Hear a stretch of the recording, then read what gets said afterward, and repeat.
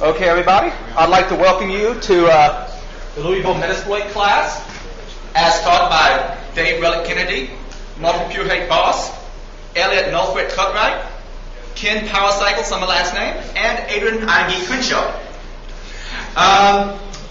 First of all, I'd like to do a few thank yous, and I'm actually have Brian come up here to do one of the thank yous. First of all, to the ISSA officers for helping get all this organized. To the speakers, of course, who I just covered, Dave, Martin, Elliot, and Powercycle. For Tipping Point and the ISSA chapter for sponsoring lunch for us and the venue. We had a problem with the registration system. Future registration systems, I'm gonna come up with some way of handling that better. Probably a web form where you have to register. Of course, HD Moore for Metasploit, and also I believe we have those beta licenses. Still working on that. Still, all right. We may have an announcement later on about some extra perks for being here. Of course, the Metasploit Unleashed offensive security team for creating the Metasploit Unleashed documentation, which, if you haven't seen it, is pretty much the best documentation out there on how to use Metasploit. Metasploit is an awesome package, but it's such a moving target that documenting it is hard, and the Metasploit team themselves have not done as much documentation as some of us might like. Luckily, other people like Dave Kennedy of the Metasploit Unleashed team have started adding on to it and done great work that way. And of course, also Johnny Long for his charity work. Hopefully everybody got that donation in. And a bunch of others who I'm forgetting. At this point, I'm going to call Brian up to say a couple of words.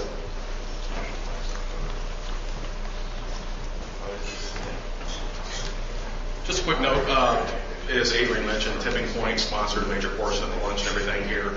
And I want to say that their people weren't able to make it today. The sales guy that was going to come just say a couple of words had a death in the family. And what I'd like to do is, since he's not going to be here to even introduce himself, he'd like to have someone get back to his marketing department. I'm going to pass around. It's totally voluntary. It's separate than the sign-in. But if you would put an email address on here, just so we can give them something back. Really appreciate Tipping Point. They have been very supportive of the InfoSec community. Not only this, but the InfoSec conference, DayCon and Dayton. They do a lot for the InfoSec community. That's it. Thank you. All right. And if anybody's Twittering this event, this is the tag we decided to use thanks to Ben. And beyond that, question, where's Martin at? Here. Martin, tell us about the network layout for what people can connect to. Johnny, come up there? Sure. Oh.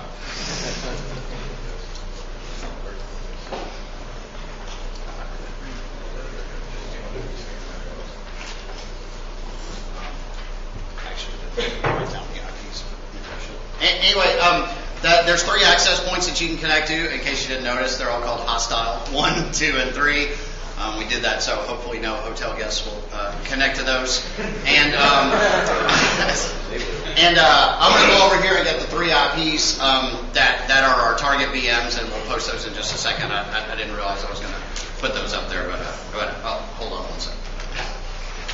You go ahead and go over there and scream them out. All right. Now, hopefully, did everybody get one of these little sheets?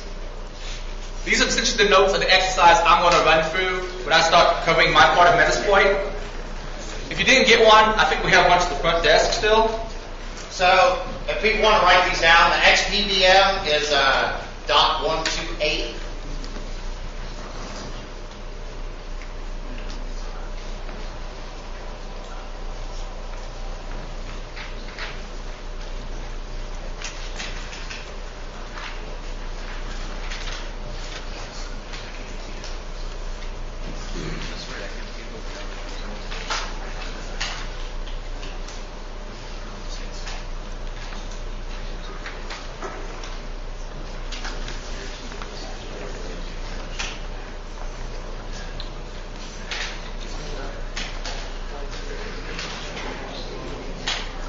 The Ubuntu 704 VMs .99.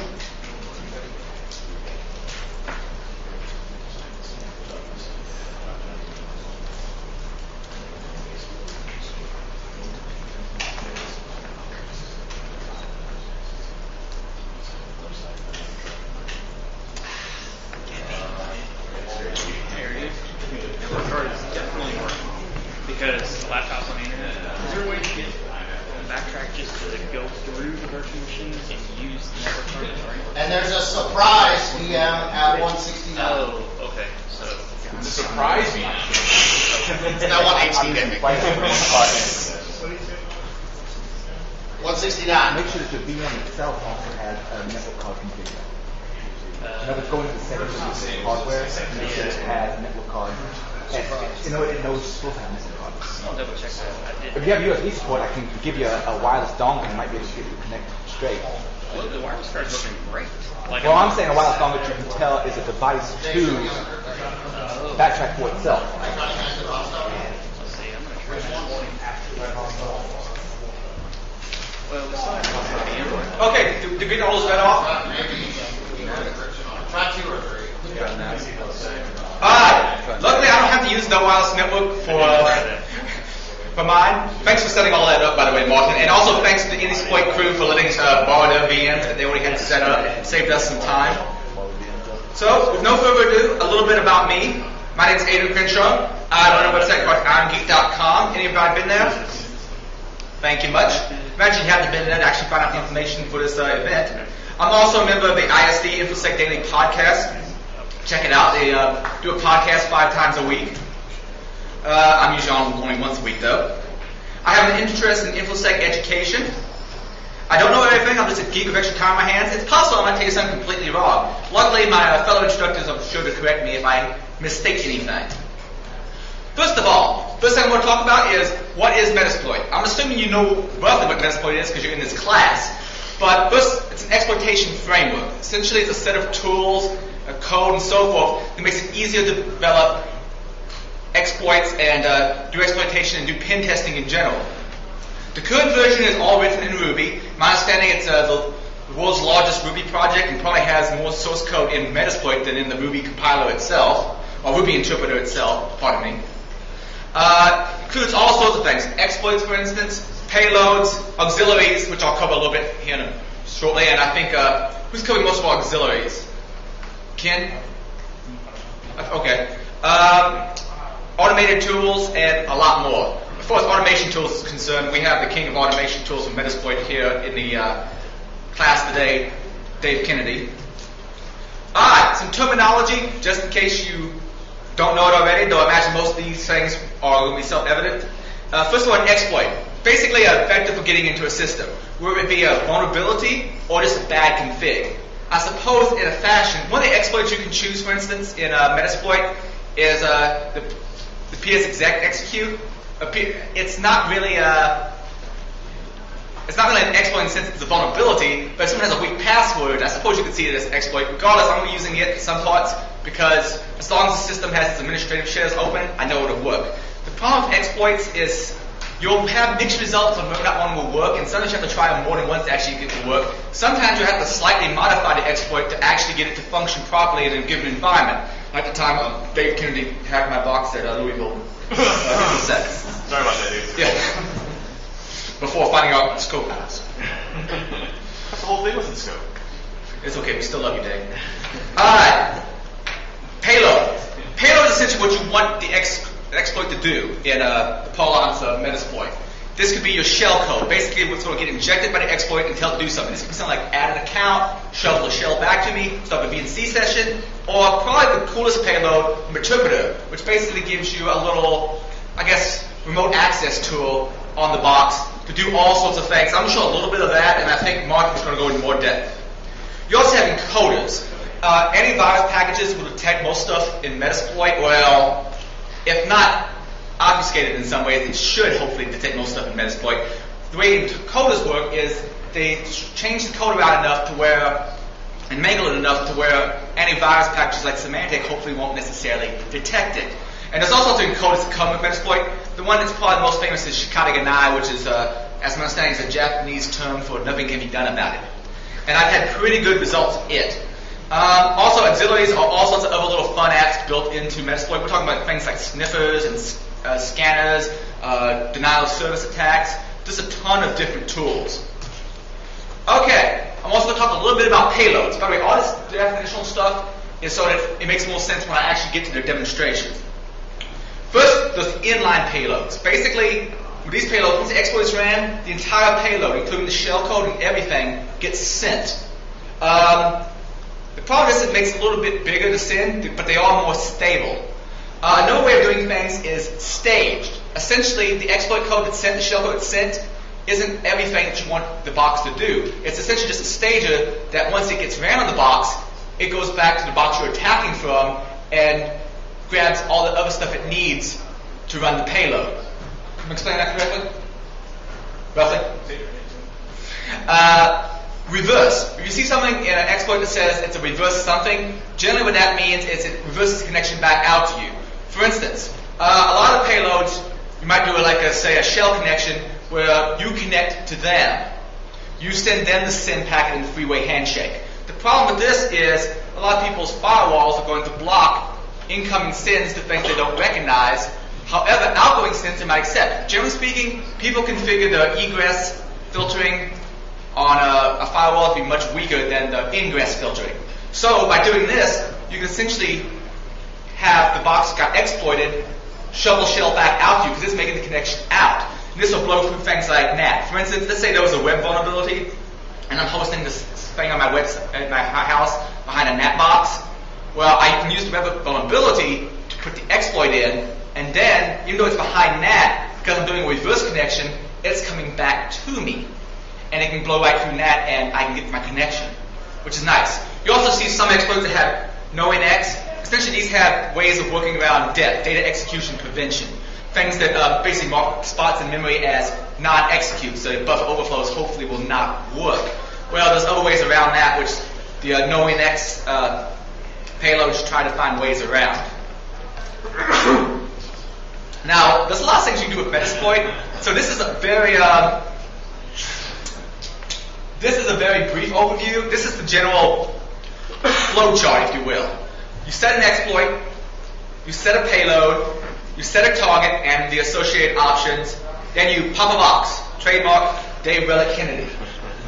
You're never going to live that one down. Hopefully sometime you might live down Second Maniac.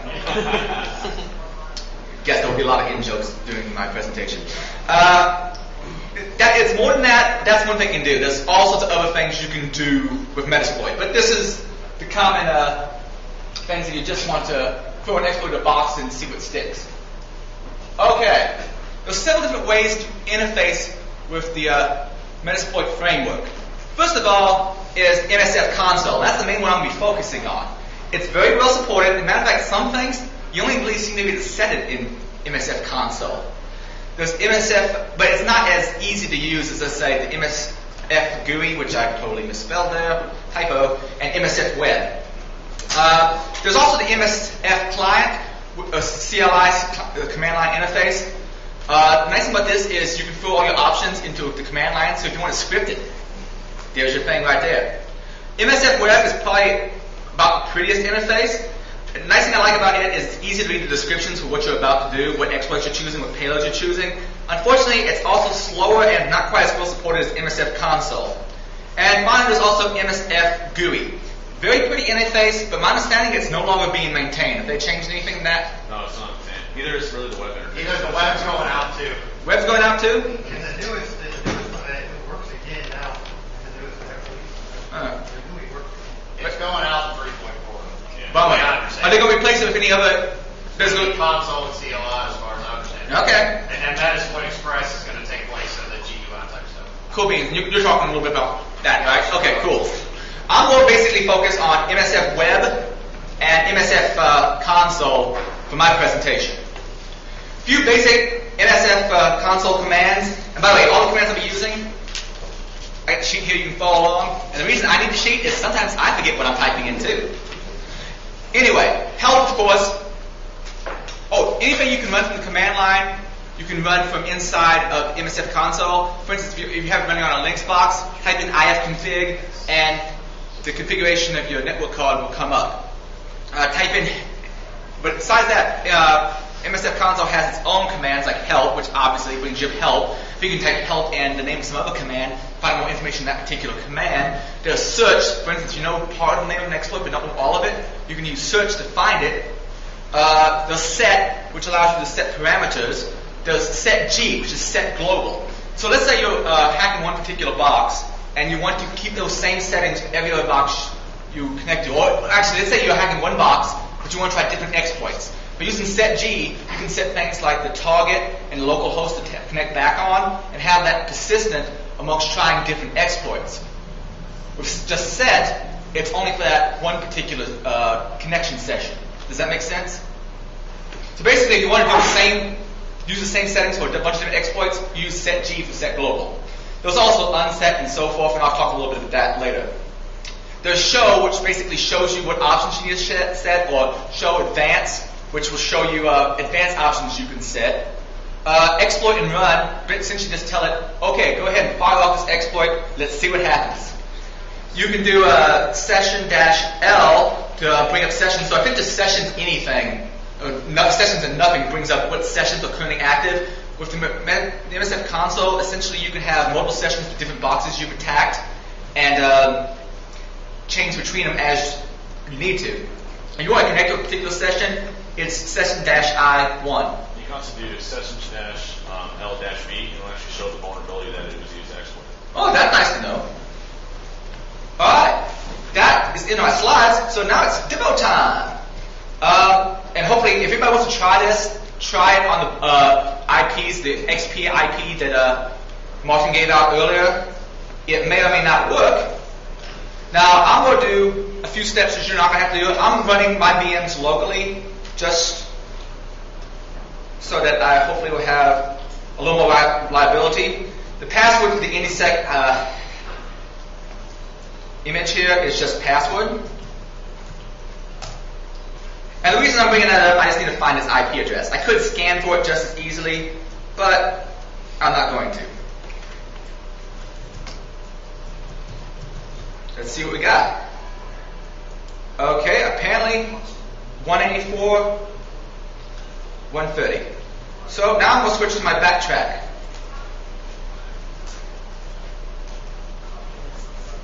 Alright, first I got to log in with root and root backwards, Tor. That gets me logged in, and I'm going to start up X. The only reason I really need X at this point is just to make some things more convenient as far as having multiple windows up. Yeah, I guess I could alt between different consoles, but this is just going to make life a little bit easier and make scrolling easier. How many Linux users do we have? Okay, how many people are using MSF from Windows? Just you, okay. What? Infidel. Alright, if you're using Backtrack 4, next step you're going to have to do is go ahead and actually get your networking interface up. So to do that, I'm going to go to Etsy, init d, networking, and tell it to start up.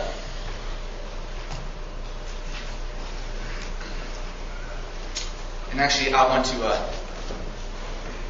follow one of these. Alright, after that, I'm going to do an ifconfig to find out what my IP address is. Now, this is mine, not y'all's. You all won't be able to connect to it because, in theory, this is our own little standard, own netted off network on this particular machine's VMware. And so that I have it, I'm going to go ahead and switch back over to here. Alright, now that I've gone that far, and I'm running everything in VMware sessions just to make life easy for me, but this is just easy to be two different boxes. A few of the commands I want to cover, MSF update. This is basically going to go out to the Metasploit servers and pull down the latest exploits, latest version of Interpreter, all these different packages. You do want to do this from time to time because it's a constantly moving target. They're constantly adding new features to the Metasploit framework. But I'm not going to do that right now because I'm not connected to the internet here. And besides, it would take a little too long, especially if all of us did it. So avoid doing that. But I just want you all to know the commands there. I also mentioned briefly MSF client. I'm going to put it into less so that I can have it come by one page at a time. Did I do that wrong? By the way, Dave, Martin, Elliot, and Ken, do you know inside of MSF console if there's a way of doing something like less or more commands? No, there is not. That would be a lovely feature to request. I actually asked for that after you emailed me yesterday. I asked you. Now, it's taken a while to load up the module tree. Eventually, though, it's going to give me a list of options of things I can do. MSF client, like I said, if you want to script stuff, that'd be the thing to look into. I'm going to hit Q to quit out of that. And I would show up MSF GUI, but it doesn't seem to work in the version of Backtrack 4 I have. But since it's going away anyway, no point even showing it. I'll go ahead and bring up MSF Web. By the way, for those who are not familiar with Linux or Unix in general, Bash shell, tab completion works on here. So if you hit tab, it should try to complete the words you're typing in based on what path it is. I'll go ahead and put an and symbol into that just so it runs and then returns me to the shell. And here shortly, I should hopefully have a web server listening on localhost 55555 and be able to configure some things in Metasploit. Let's see if that's actually up.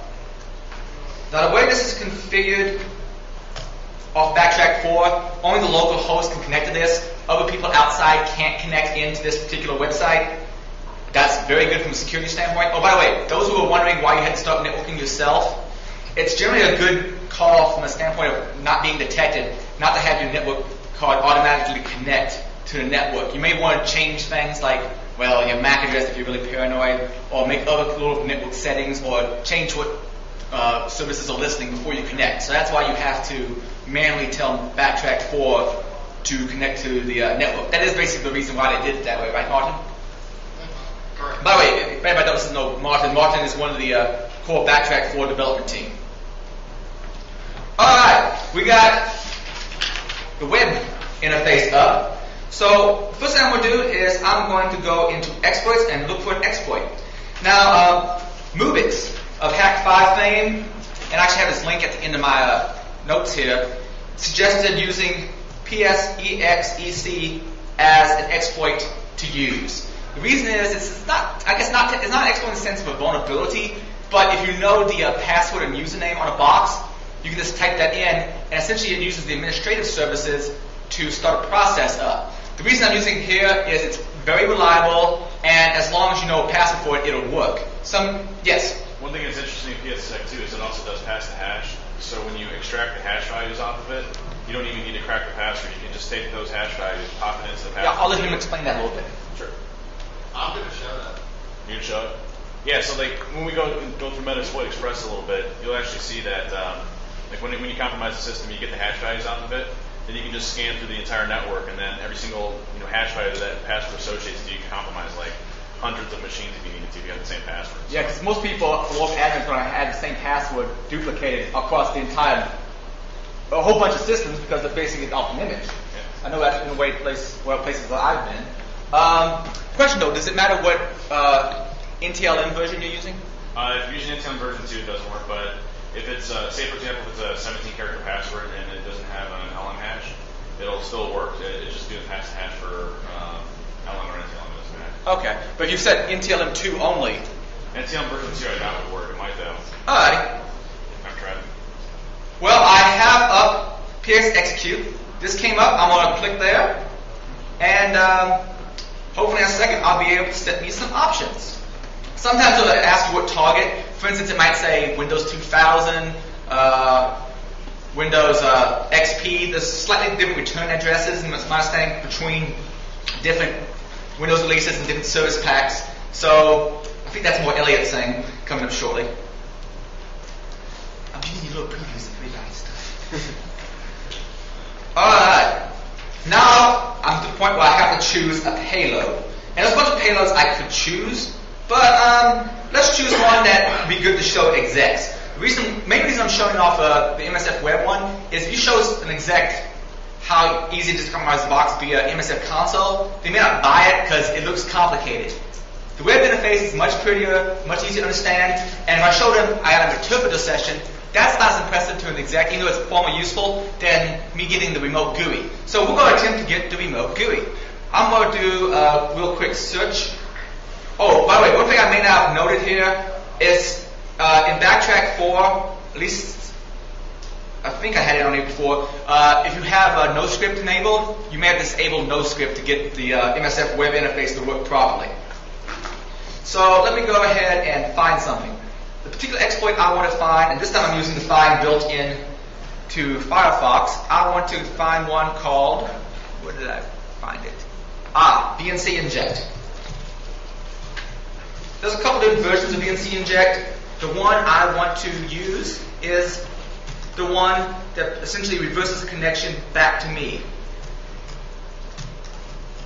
And did I go past it? Oh, actually, I'm not even anywhere near it.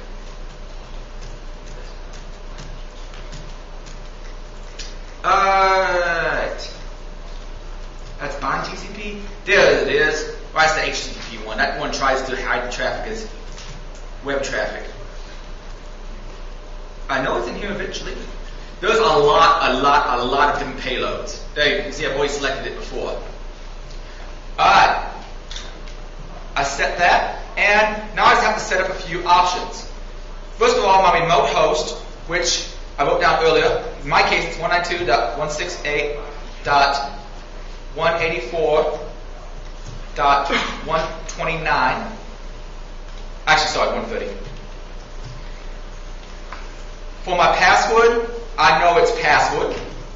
Yes, I know it's incredibly weak. Luckily, hopefully, these boxes out there are only meant to be hacked. Let me see.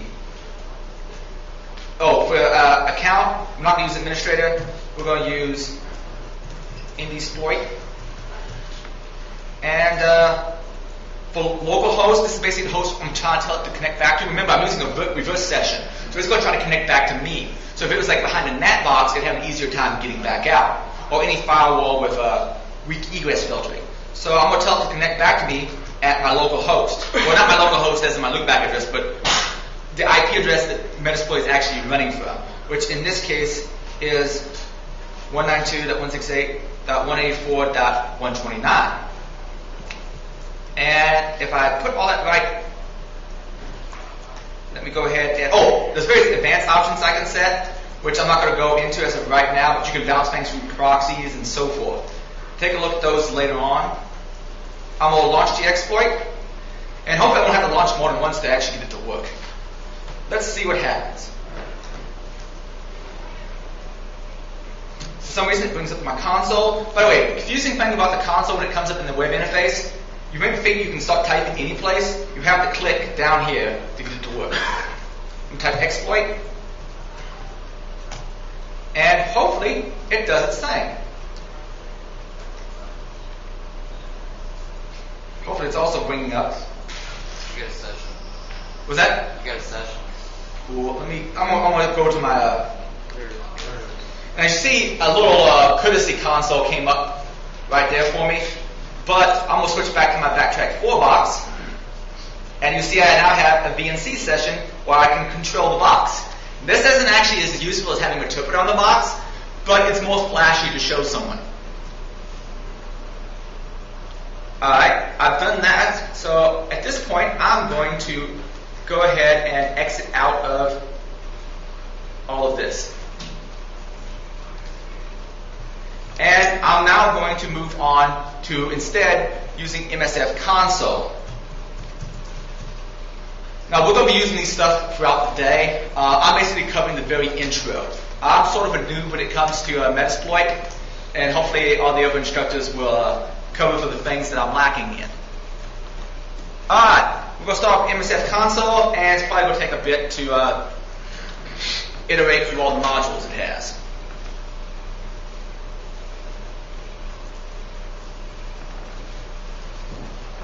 Okay, now that that's up, I'm going to do a few little odds and ends. I could type ifconfig right here. This is just to show you that anything you can execute at the command line, you can pretty much execute inside of MSF console.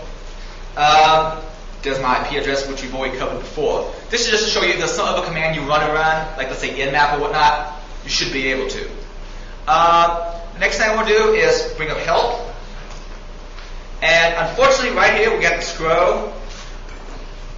In 3.4, I'd really love to have a less option. That would be so cool.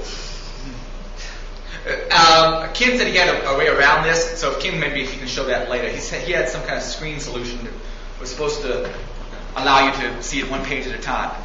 Okay. Show me that later, man. I'd be interested because it would really help my workflow with this.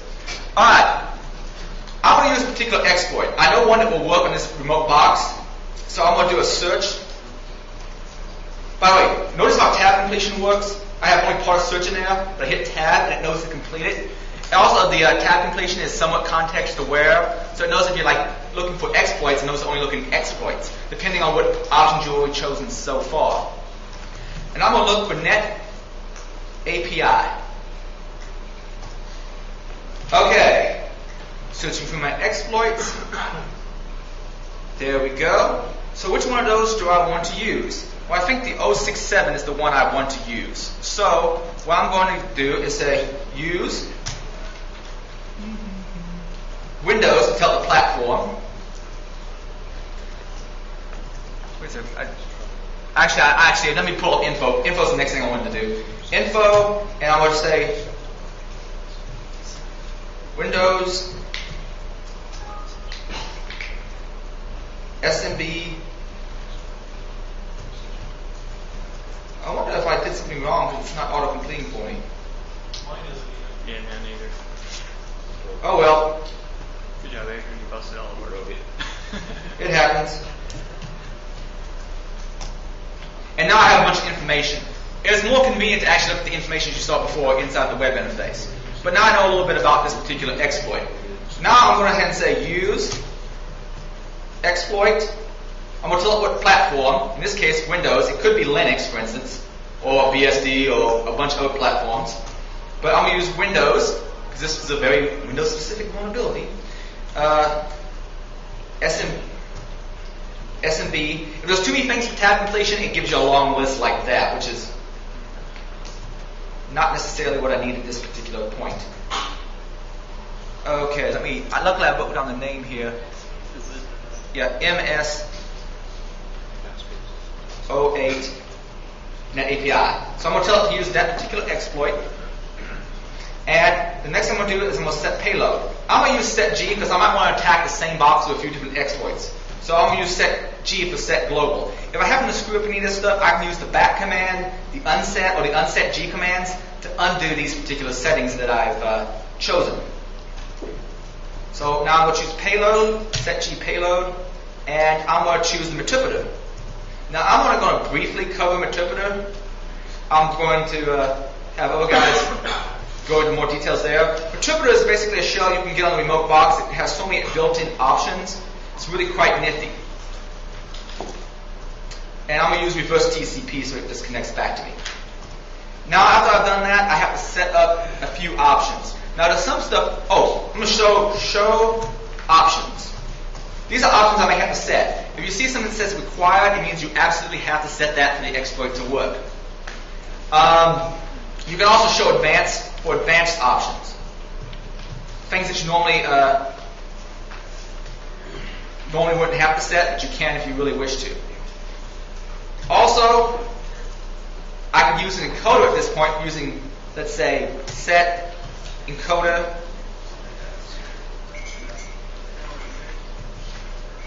and for instance, let's say I wanted to use x86, which is my platform, and Shikari Ganai.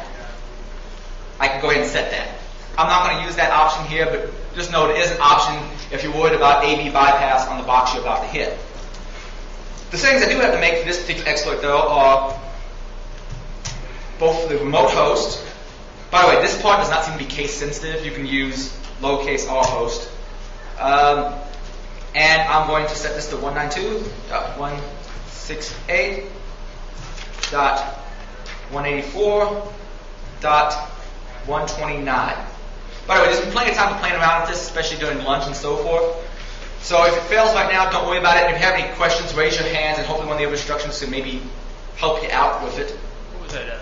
What's that netg do again? Oh, netg. Netg does nothing because it's a typo.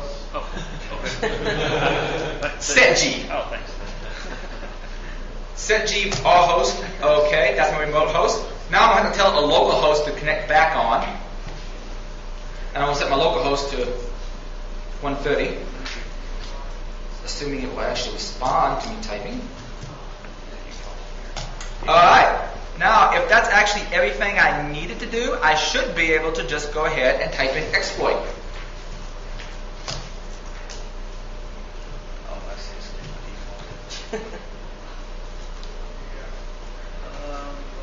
Huh. Was L-host required on that one? The L-host was required, yes. Sure. Actually, I got it backwards. And this is why I am not necessarily a professional pen tester. Oh. I got those backwards. Or as I like to say it, back-asswards. Alright. Now let's see if that exploit works.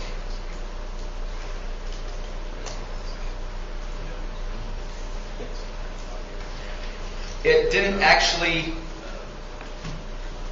Sorry about this, guys. It's going to take me a second to actually see what I'm screwing up here. Alright, my remote host is 130.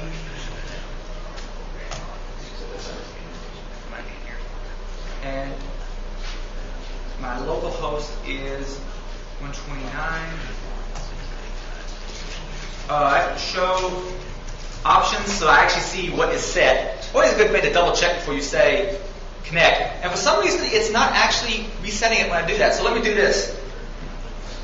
Unset G. And I guess this is a good place for me to actually be able to show you how to use unset G command.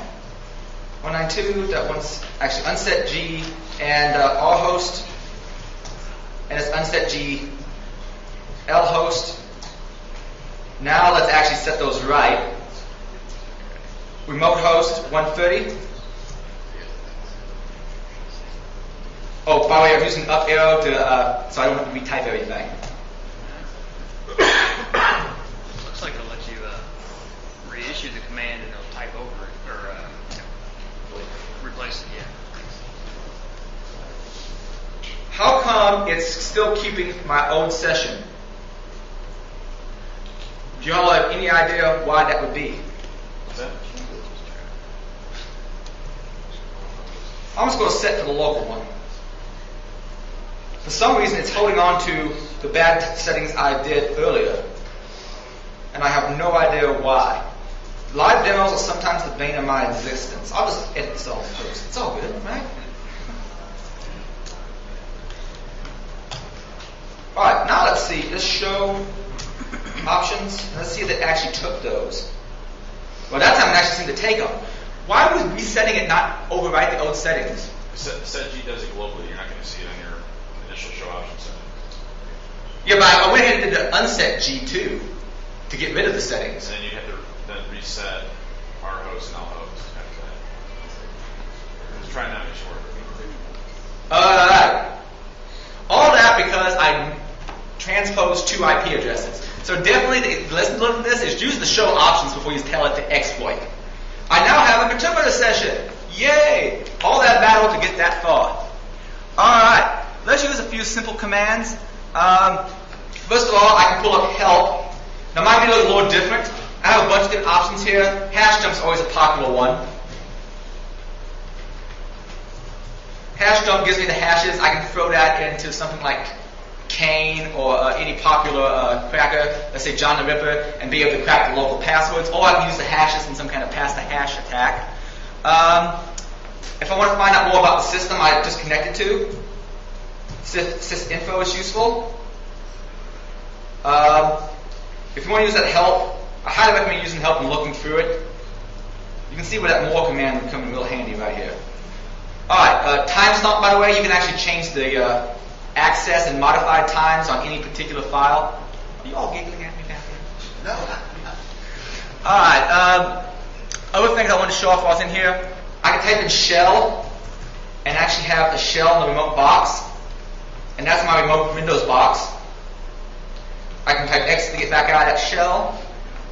Once I have a shell, I can do all sorts of stuff. So basically from this exploit, from this payload, you can sort of access the functionality of most of the other payloads. Let me go ahead and go background. Like for instance, let's say I'm tired of messing around with this particular box. I can go back to MSF console and get out of interpreter if I wanted to by just typing background, so it backgrounds that particular session. If I want to reconnect, well, let me pull up help on sessions. So you can see all the options you can do with sessions. Alright, let me see what all sessions are there.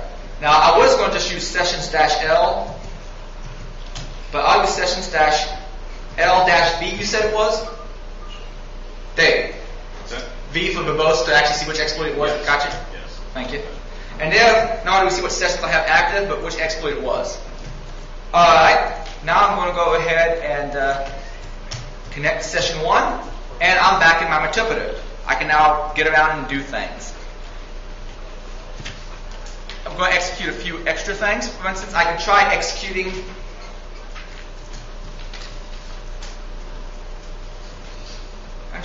what do I execute on? Typing it on. I had PS execute on the brain. -F notepad.exe. That's going to start with Notepad, but note that you're not actually going to see it on the remote box because it's running underneath the context of a different user.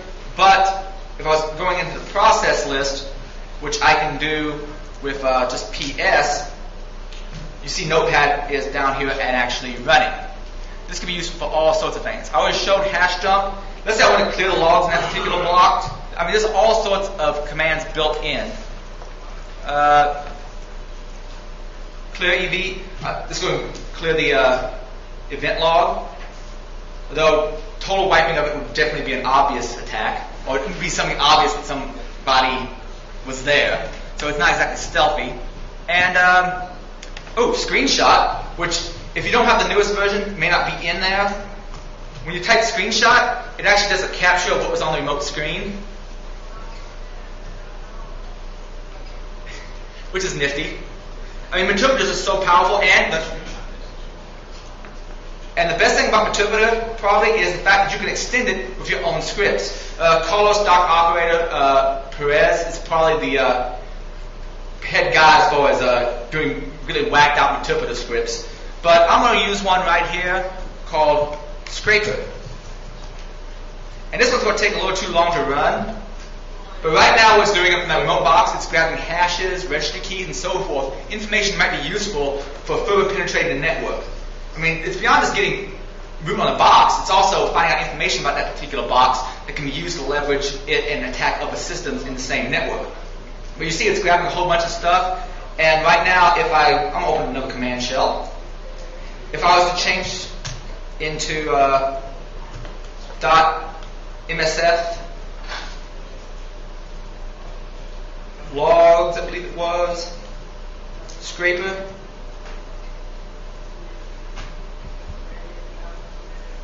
Oh, because I have two different ones that are very similar. Let me go into that one. There's a whole bunch of information I can now look at about that compromised host that may lead to compromising of other hosts. And that's pretty much all I had to show about the basics of using Metasploit to exploit a remote box. If you want to try this later on, I actually have some notes here on using a browser drive-by attack. Essentially, you start a web server on your box, and when someone connects to it, it does an exploit and has their box execute something. In this case, I wrote a little simple Arduino script that allows you to see someone's webcam. But it's not going to work in here because we don't have complete networking support. Not to mention, this one's a little trickier to actually get functioning. Is anybody going to be showing browser autocomb? I use browser autocomb when you have the social engineering toolkit. Oh, that's right. Screw the browser autocomb. Alright, and that's what I have for you. So I guess we'll go ahead and call up Ken.